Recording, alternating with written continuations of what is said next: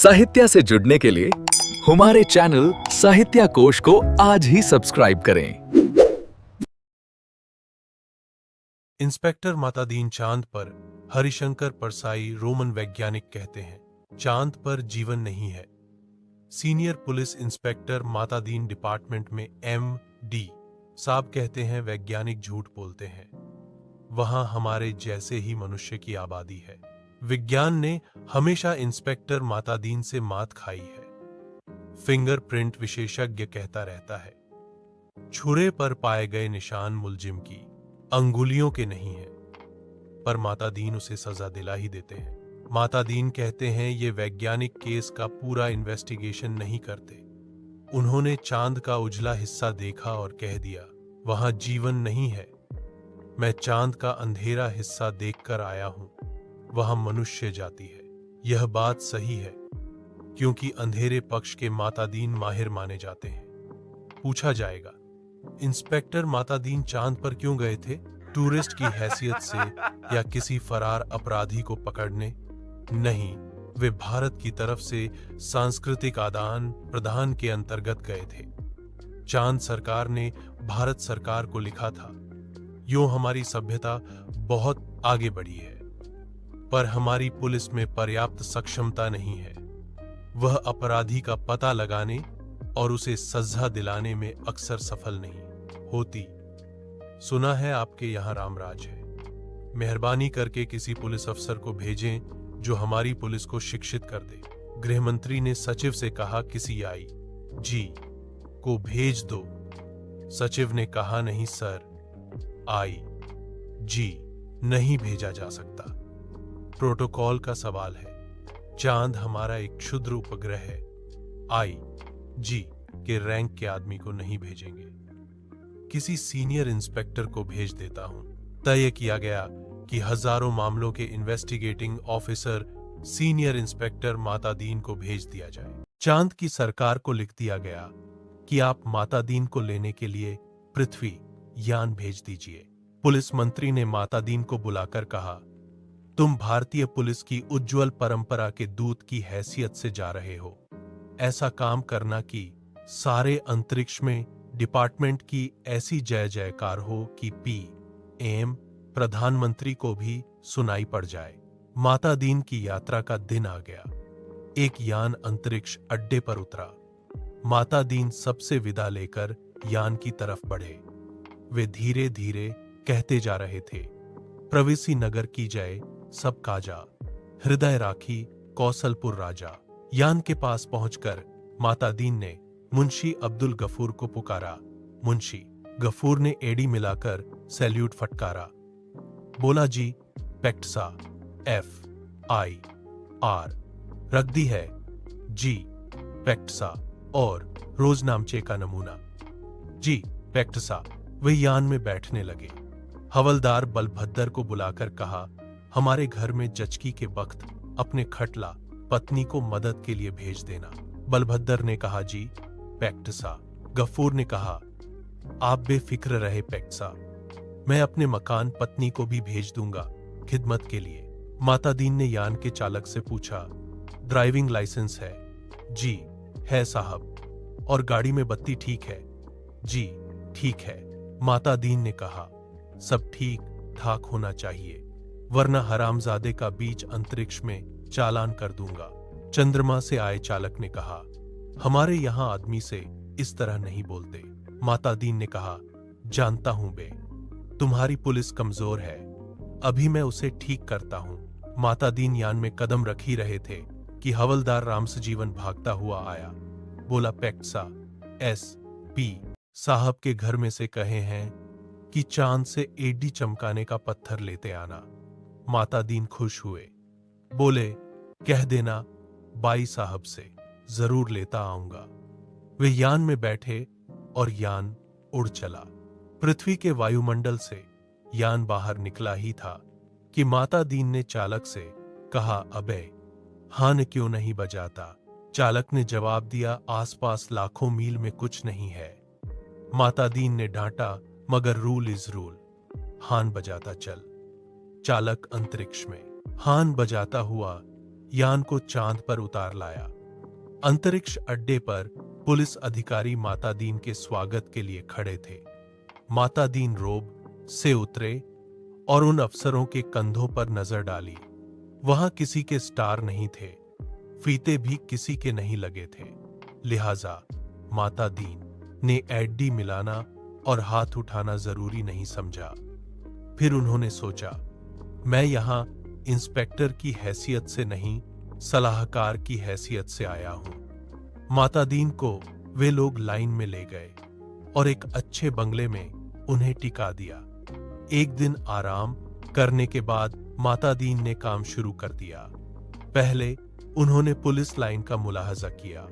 शाम को उन्होंने आई जी से कहा, आपके यहाँ पुलिस लाइन में हनुमान जी का मंदिर नहीं है। हमारे रामराज में पुलिस लाइन में हनुमान जी है। आई जी ने कहा, हनुमान कौन थे, हम नहीं जानते। माता दीन ने कहा, हनुमान का दर्शन हर कर्तव्यपरायण पुलिस वाले के लिए जरूरी है। हनुमान सुग्रीव के यहाँ स्पेशल ब्रांच में थे। उन्होंने सीता माता का पता लगाया था। एबडक्शन का मामला था, दफा 362। हनुमान जी ने रावण को सजा वहीं दे दी, उसकी प्रॉपर्टी में आग लगा दी। पुलिस को यह अधिकार होना चाहिए कि अपराधी को पकड़ा और वहीं सजा दी। अदालत में जाने का झंझट नहीं। मगर यह सिस्टम अभी हमारे रामराज में भी चालू नहीं हुआ है। उस पर से मूर्तियां बनवाइए और हर पुलिस लाइन में स्थापित करवाइए। थोड़े ही दिनों में चांद की हर पुलिस लाइन में हनुमान जी स्थापित हो गए। माता दीन उन कारणों का अध्ययन कर रहे थे जिनसे पुलिस लापरवाह और अलाल हो गई है। वह अपराधों पर ध्यान नहीं देती। कोई कारण नहीं मिल रहा था। एकाएक उनकी बुद्धि में एक चमक आई। उन्होंने मुंशी से कहा, जरा तनख्वाह का रजिस्टर बताओ। तनख्वाह का रजिस्टर देखा तो सब समझ गए। कारण पकड़ में आ गया। शाम को उन्होंने पुलिस मंत्री से कहा, मैं समझ गया कि आपकी पुलिस मुस्तैद क्यों नहीं है। आप इतनी बड़ी तनख्वाहें देते हैं, इसीलिए सिपाही को 500, हवलदार को 700, थानेदार को 1000। ये क्या मजाक है? आखिर पुलिस अपराधी को क्यों पकड़े? हमारे यहाँ सिपाही को 100 और इंस्पेक्टर को 200 देते हैं तो वे 24 घंटे जुर्म की तलाश करते हैं। आप तनख्वाहें फौरन घटाइए। पुलिस मंत्री ने कहा, मगर यह तो अन्याय होगा। अच्छा वेतन नहीं मिलेगा तो वे काम ही क्यों करेंगे? हमीटीना माता दीन ने कहा, इसमें कोई अन्याय नहीं है। आप देखेंगे कि पहली घटी हुई तनख्वाह मिलते ही आपकी पुलिस की मनोवृत्ति में क्रांतिकारी परिवर्तन हो जाएगा।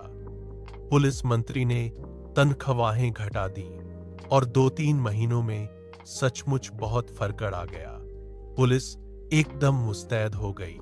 सोते से एकदम जाग गई। चारों तरफ नजर रखने लगी। अपराधियों की दुनिया में घबराहट छा गई। पुलिस मंत्री ने तमाम थानों के रिकॉर्ड बुलाकर देखे। पहले से कई गुने अधिक केस रजिस्टर हुए थे। उन्होंने माता दीन से कहा, मैं आपकी सूझ की तारीफ करता हूं। आपने क्रांति कर दी। पर यह हुआ किस तरह? माता दीन ने समझाया, बात बहुत मामूली है। कम तनख्वाह दोगे तो मुलाजिम की गुजर नहीं होगी। 100 रुपयों में सिपाही बच्चों को नहीं पाल सकता। 200 में इंस्पेक्टर ठाट बाट नहीं मेंटेन कर सकता। उसे ऊपरी आमदनी करनी ही पड़ेगी। और ऊपरी आमदनी तभी होगी जब वह अपराधी को पकड़ेगा। गरज की वह अपराधों पर नजर रखेगा। सचेत, कर्तव्यपरायण और मुस्तैद हो जाएगा। हमारे रामराज के स्वच्छ और सक्षम प्रशासन का यही रहस्य है। चंद्रलोक में इस चमत्कार की खबर फैल गई। लोग माता दीन को देखने आने लगे कि वह आदमी कैसा है जो तनख्वाह कम करके सक्षमता ला देता है। पुलिस के लोग भी खुश थे। वे कहते, गुरु आप इधर न पधारते तो हम सभी कोरी तनख्वाह से ही गुजर करते रहते। सरकार भी खुश थी कि मुनाफे का बजट बनने वाला था। आधी समस्या हल हो गई। पुलिस अपराधी पकड़ने लगी थी। अब मामले की जांच विधि में सुधार करना रह गया था।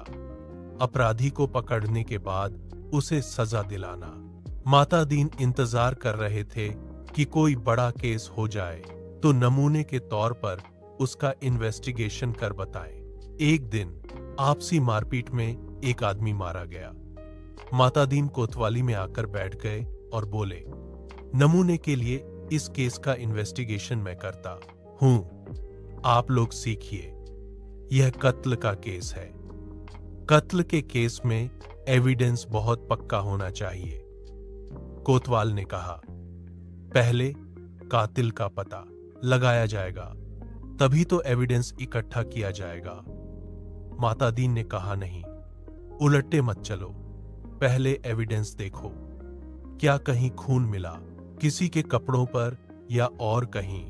एक इंस्पेक्टर ने कहा, हां, मारने वाले तो भाग गए थे। मृतक सड़क पर बेहोश पड़ा था। एक भला आदमी वहां रहता है, उसने उठाकर अस्पताल भेजा। उस भले आदमी के कपड़ों पर खून के दाग लग गए हैं। माता दीन ने कहा, उसे फौरन गिरफ्तार करो। कोतवाल ने कहा, मगर उसने तो मरते हुए आदमी की मदद की थी। माता दीन ने कहा, वह सब ठीक है, पर तुम खून के दाग ढूंढने और कहां जाओगे? जो एविडेंस मिल रहा है उसे तो कब्जे में करो। वह भला आदमी पकड़कर बुलवा लिया गया। उसने कहा, मैंने तो मरते आदमी को अस्पताल भिजवाया था, मेरा क्या कसूर है? वह भला आदमी पकड़कर बुलवा लिया गया। उसने कहा, मैंने तो मरते आदमी को अस्पताल भिजवाया था, मेरा क्या कसूर है?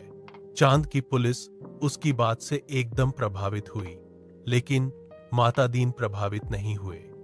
सारा पुलिस महकमा उत्सुक था कि अब माता दीन क्या तर्क निकालते हैं। माता दीन ने उससे कहा, पर तुम झगड़े की जगह गए क्यों? उसने जवाब दिया, मैं झगड़े की जगह नहीं गया, मेरा वहां मकान है, झगड़ा मेरे मकान के सामने हुआ। अब फिर माता दीन की प्रतिभा की परीक्षा थी और सारा महकमा उत्सुक होकर देख रहा था। माता दीन ने कहा, मकान तो ठीक है, पर मैं पूछता हूं, झगड़े की जगह जाना ही क्यों? इस तर्क का कोई जवाब नहीं था। वह बार बार कहता, मैं झगड़े की जगह नहीं गया, मेरा वही मकान है। माता दीन उसे जवाब देते, सो ठीक है, पर झगड़े की जगह जाना ही क्यों? इस तर्क प्रणाली से पुलिस के लोग बहुत प्रभावित हुए। अब माता दीन जी ने इन्वेस्टिगेशन का सिद्धांत समझाया। देखो, आदमी मारा गया तो यह पक्का है कि किसी ने उसे जरूर मारा है। कोई न कोई कातिल है और किसी को सजा होनी ही है। सवाल यह है कि किसको सजा होनी है। पुलिस के लिए यह सवाल इतना महत्वपूर्ण नहीं है जितना यह सवाल कि जुर्म किस पर साबित हो सकता है या किस पर साबित होना चाहिए। कत्ल हुआ है तो किसी मनुष्य को सजा होगी ही, चाहे मारने वाले को हो या किसी बेकसूर को। यह हमारी सोचने की बात नहीं है। मनुष्य सब बराबर है, सब में उसी परमात्मा का अंश है।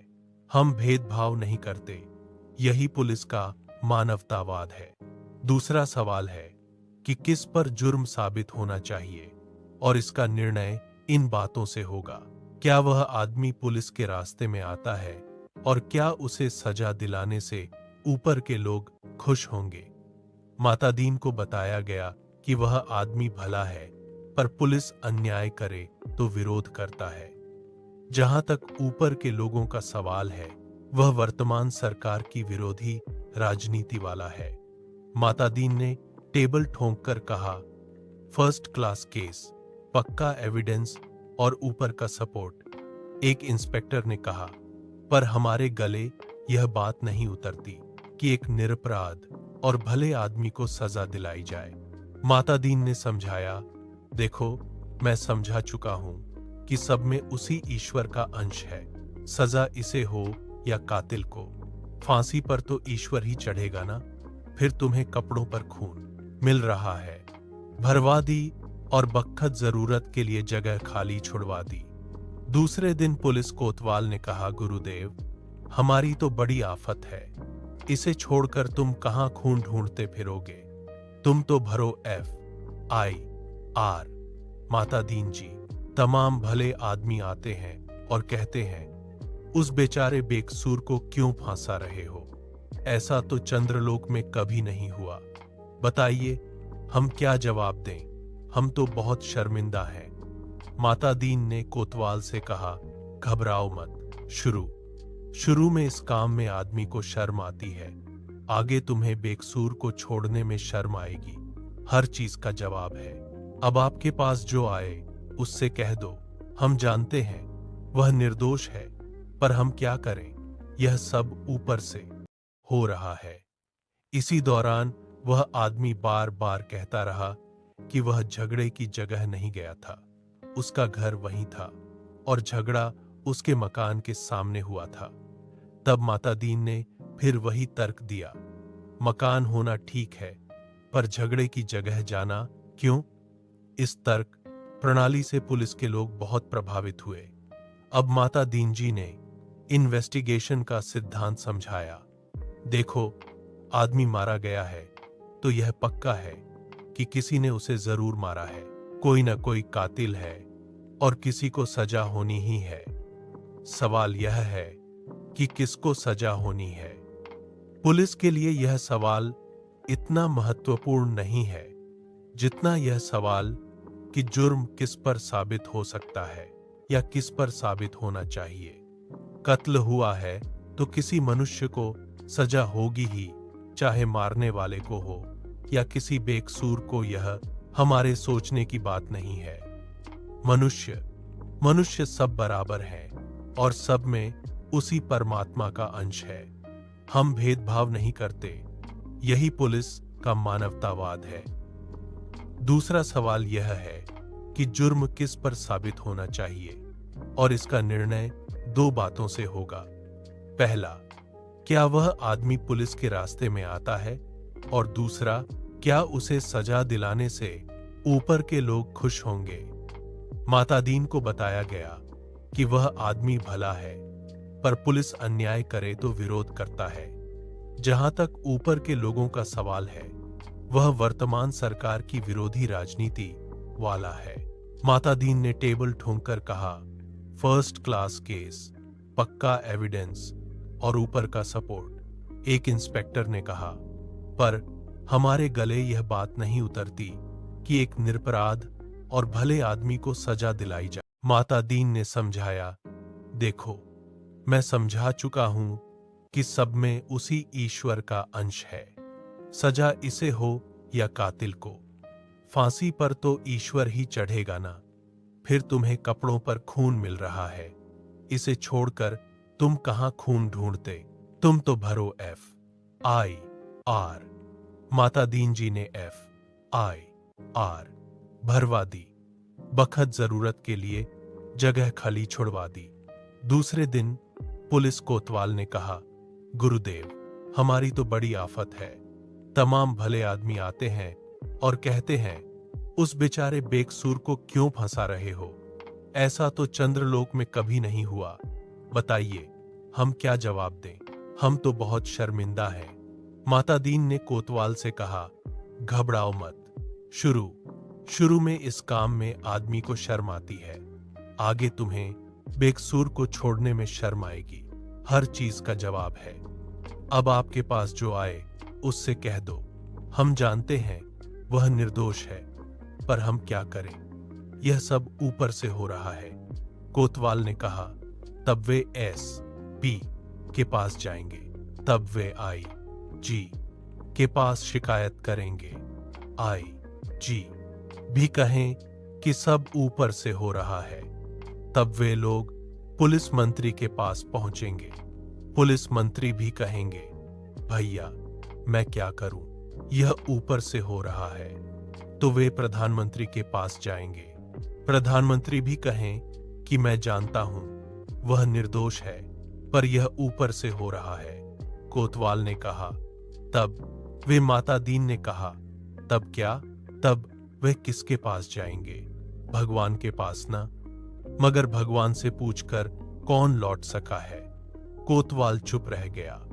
वह इस महान प्रतिभा से चमत्कृत था। माता दीन ने कहा, एक मुहावरा ऊपर से हो रहा है। हमारे देश में 25 सालों से सरकारों को बचा रहा है। तुम इसे सीख लो। केस की तैयारी होने लगी। माता दीन ने कहा, अब 4-6 चश्मदीद गवाह लाओ। कोतवाल, चश्मदीद गवाह कैसे मिलेंगे? माता दीन ने कहा, कहेगा, समझ में नहीं आता कि तुम लोग डिपार्टमेंट कैसे चलाते हो। चश्मदीद गवाहों की लिस्ट तो पुलिस के पास पहले से रहती है। जहां जरूरत होती है उन्हें चश्मदीद बना दिया जाता है। हमारे यहां ऐसे लोग हैं जो साल में 300-400 वारदातों के चश्मदीद गवाह बन जाते हैं। अदालतें भी मान लेती हैं कि उनमें कोई दैवी शक्ति है जिससे उन्हें पहले ही पता चल जाता है कि कहां वारदात होने वाली है और वे पहले से वहां पहुंच जाते हैं। मैं तुम्हें अभी चश्मदीद गवाह बनाकर देता हूं। 8-10 ऐसे लोगों को बुलाओ जो चोरी, मारपीट, गुंडागर्दी, जुआ या शराब जैसे काम करते हों। दूसरे दिन शहर के 8-10 नवरत्न कोतवाली में पेश कर दिए गए। उन्हें देखकर माता दीन बहुत खुश तौर पर हुए। बहुत दिन बाद उन्हें ऐसे लोगों से मिलने का अवसर मिला था। उन्होंने उनसे पूछा, तुम लोगों ने उस आदमी को लाठी से मारते देखा था ना? वे बोले, नहीं साहब, हम वहां थे ही नहीं। माता दीन ने कहा, वहां नहीं थे लेकिन लाठी मारते देखा तो था। यह सुनकर वे लोग हंसने लगे, क्योंकि उन्हें लगा कि यह आदमी अजीब बातें कर रहा है।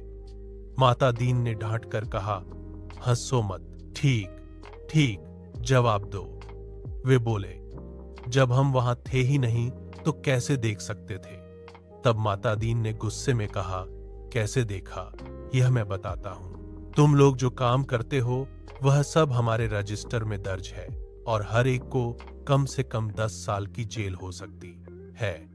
अब बताओ कि तुम जेल जाना चाहते हो या बाहर रहना चाहते हो? यह सुनकर वे घबरा गए और बोले, साहब, हम जेल नहीं जाना चाहते। माता दीन ने कहा, तो फिर बताओ कि तुमने उस आदमी को लाठी मारते देखा? उन्होंने तुरंत कहा, हां साहब, देखा। वह आदमी घर से निकला और उसने लाठी से मारना शुरू किया, जिससे वह बेचारा बेहोश होकर सड़क पर गिर पड़ा। माता दीन ने संतोष से कहा, अच्छा, आगे भी अगर ऐसी वारदातें हों तो देखोगे ना? वे बोले, साहब, आप जैसा कहेंगे वैसा ही देखेंगे। यह सब देखकर कोतवाल इतना प्रभावित हुआ कि कुछ देर के लिए बेहोश हो गया। होश आने पर वह माता दीन के पैरों में गिर पड़ा और बोला कि वह जीवन भर उनके चरणों में रहना चाहता है। माता दीन ने उसे हटाते हुए कहा कि काम करने दो। इसके बाद उन्होंने पुलिस वालों को पूरी कार्य प्रणाली सिखाई। FIR कैसे बदली जाती है, बीच में नए पन्ने कैसे जोड़े जाते हैं, रोजनामचा कैसे बदला जाता है और गवाहों को कैसे तैयार किया जाता है। कुछ ही समय में पूरा मामला तैयार हो गया और उस निर्दोष आदमी को 20 साल की सजा हो गई। अब चांद की पुलिस पूरी तरह प्रशिक्षित हो चुकी थी। तेजी से केस बनने लगे और लोगों को सजाएं मिलने लगी। चांद की सरकार बहुत खुश थी, क्योंकि पुलिस की यह सक्रियता भारत सरकार के सहयोग का परिणाम मानी जा रही थी। चांद की संसद ने इसके लिए धन्यवाद प्रस्ताव भी पारित किया। कुछ समय बाद माता दीन का सार्वजनिक सम्मान किया गया। वे फूलों से सजी खुली जीप में बैठे थे और हजारों लोग उनकी जय जयकार कर रहे थे। वे हाथ जोड़कर सबका अभिवादन कर रहे थे। ठीक वैसे ही जैसे भारत के गृह मंत्री करते हैं। जीवन में पहली बार ऐसा सम्मान पाकर उन्हें थोड़ा अजीब भी लग रहा था। 26 साल पहले जब वे पुलिस में भर्ती हुए थे, तब उन्होंने कभी नहीं सोचा था कि एक दिन किसी दूसरे लोक में उनका इतना बड़ा सम्मान होगा। उन्हें यह भी अफसोस हुआ कि काश वे इस अवसर पर अपना पारंपरिक कुर्ता, टोपी और धोती साथ ले आते। उधर भारत के पुलिस मंत्री टेलीविजन पर यह दृश्य देखकर खुश हो रहे थे और सोच रहे थे कि उनकी सद्भावना यात्रा के लिए अच्छा माहौल बन गया है। इसी तरह कुछ महीने बीत गए।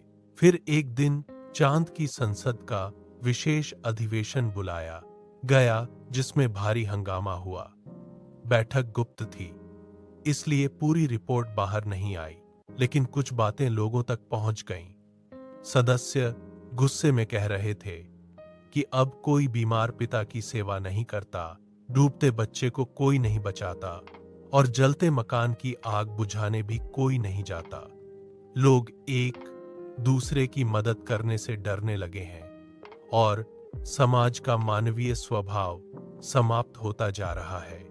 अगले दिन चांद के प्रधानमंत्री ने माता दीन को बुलाया। माता दीन ने देखा कि प्रधानमंत्री बहुत थके और चिंतित दिखाई दे रहे थे। उन्होंने भावुक होकर कहा, हम आपके और भारत सरकार के बहुत आभारी हैं, लेकिन अब आप कृपया अपने देश वापस लौट जाइए। माता दीन ने कहा, मैं तो अपनी पूरी अवधि पूरी करके ही जाऊंगा। प्रधानमंत्री ने कहा, आप बाकी समय का वेतन भी ले जाइए, चाहे दुगुना ही क्यों ना ले लीजिए। माता दीन ने गर्व से उत्तर दिया, हमारा सिद्धांत है कि हमें पैसे से ज्यादा काम प्यारा है। अंत में चांद के प्रधानमंत्री ने भारत के प्रधानमंत्री को एक गुप्त पत्र भेजा। कुछ दिनों बाद माता दीन को अपने I.G का आदेश मिला कि उन्हें तुरंत वापस लौटना है। उन्होंने अपना सामान समेटा और चांद से विदा हो गए।